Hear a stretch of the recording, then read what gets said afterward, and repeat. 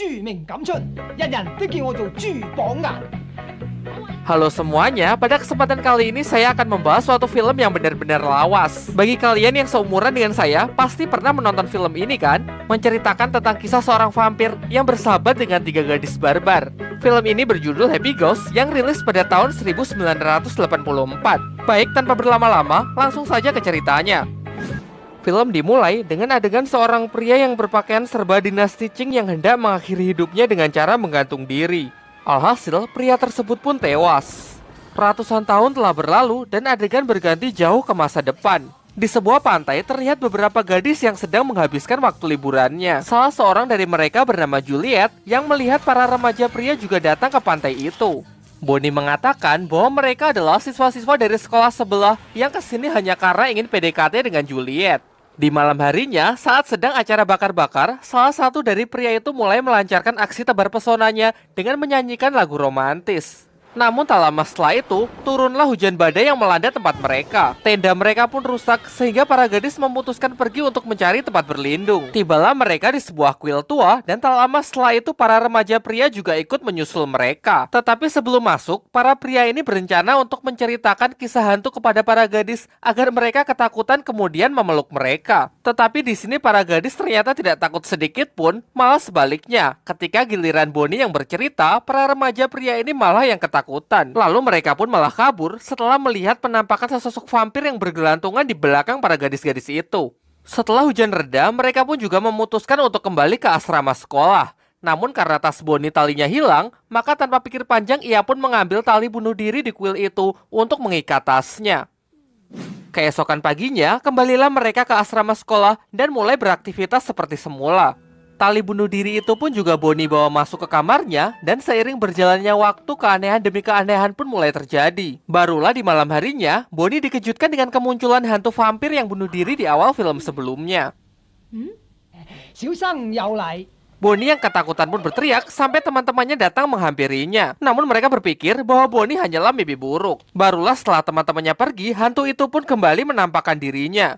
Sampai akhirnya sang hantu pun memperkenalkan dirinya. Ia pun menjelaskan bahwa dirinya adalah orang terpelajar di zaman dinasti Qing yang dulu dipanggil sebagai pejabat Pik. Karena bunuh diri, ia pun menjadi hantu penasaran hingga sekarang. Supaya ia bisa pulang, pejabat Pik meminta kepada Bonnie agar ia bersedia mengembalikan tali gantung dirinya ke tempat asalnya. Bonnie pun menyanggupinya, tetapi karena besok masih ada acara perlombaan olahraga di sekolah, ia pun berjanji akan mengembalikannya lusa usai perlombaan. Keesokan harinya, acara olahraga pun digelar. Di ruang ganti, Bonnie baru sadar kalau ia tidak sengaja membawa tali bunuh diri itu.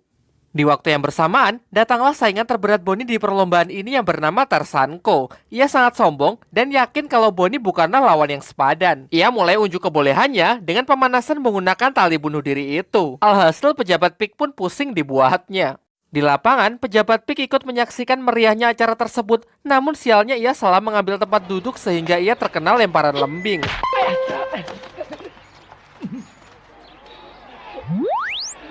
Karena ini semua adalah ulah dari Tarzanko, pejabat Pik pun kesal kemudian membalasnya. Ia mengagalkan seluruh usaha dari Tarzanko dan sebaliknya ia malah membantu Bonnie untuk menyelesaikan seluruh cabang olahraga.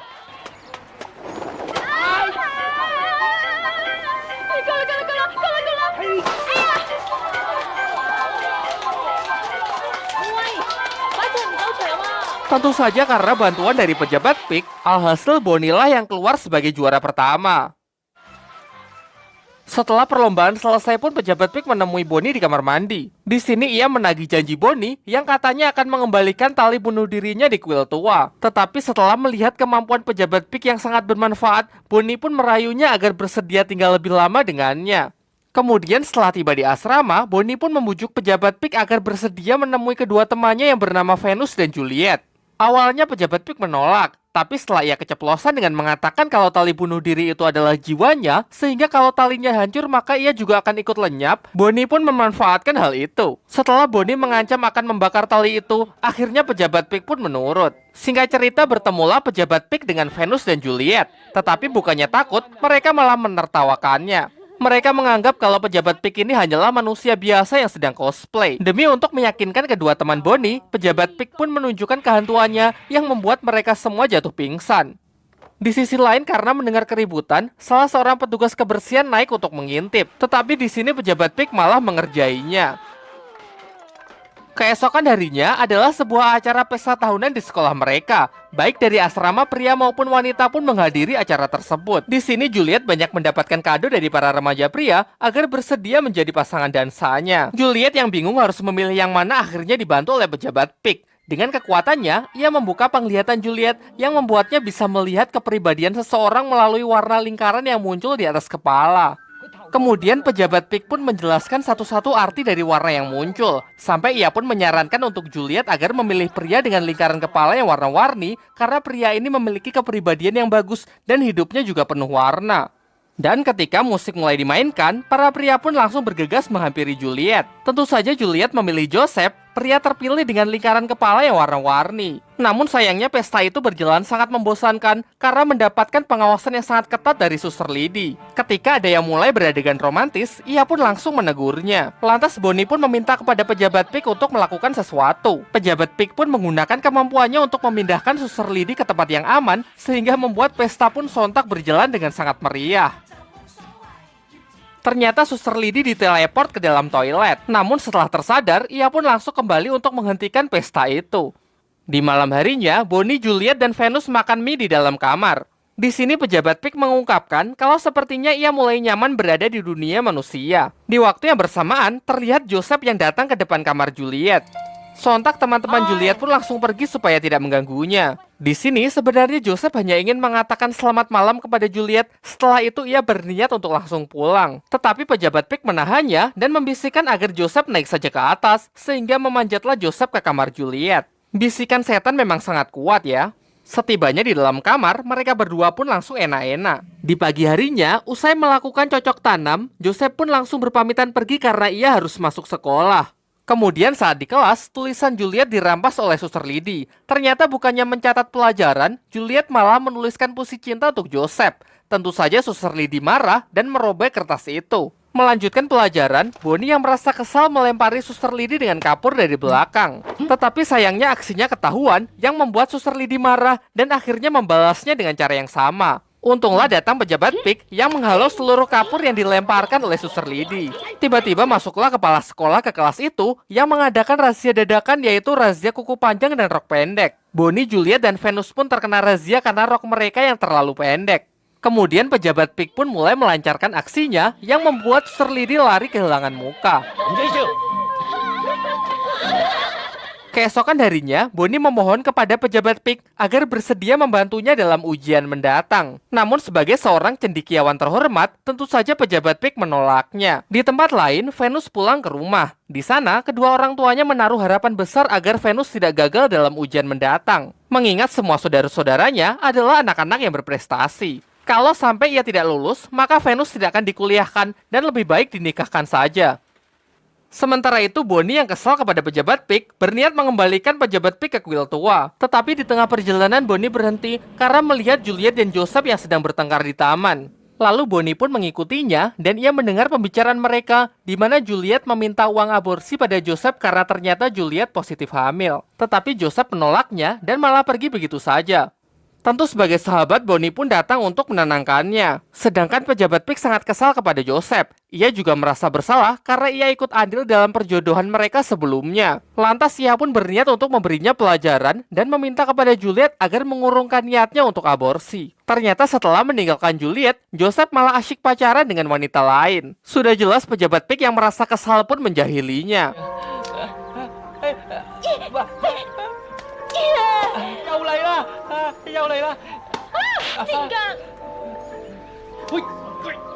Setelah merasa puas, pejabat PIK pun mulai menampakkan dirinya. Ia meminta kepada Joseph agar menyesali perbuatannya dan berjanji akan bertanggung jawab dengan menikahi Juliet.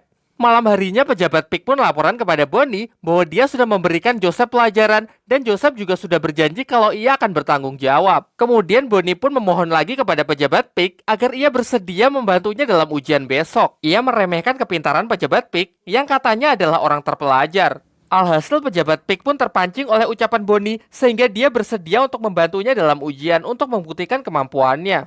Keesokan harinya, dengan penuh percaya diri Bonnie memasuki ruang ujian. Namun setelah melihat soal-soal ujian yang telah dibagikan, pejabat PIK mengaku sama sekali tidak bisa menjawabnya. Kemudian tanpa ambil pusing, ia pun lepas tanggung jawab dan malah kabur meninggalkan Bonnie yang pusing sendirian. Sementara Venus yang sama sekali tidak bisa mengingat apapun, mencoba untuk mencontek buku. Namun pejabat PIK yang melihat hal itu melarangnya, sehingga terjadilah kegaduhan. Sialnya hal itu diketahui oleh pengawas, sehingga Venus pun dikeluarkan dari ruang ujian.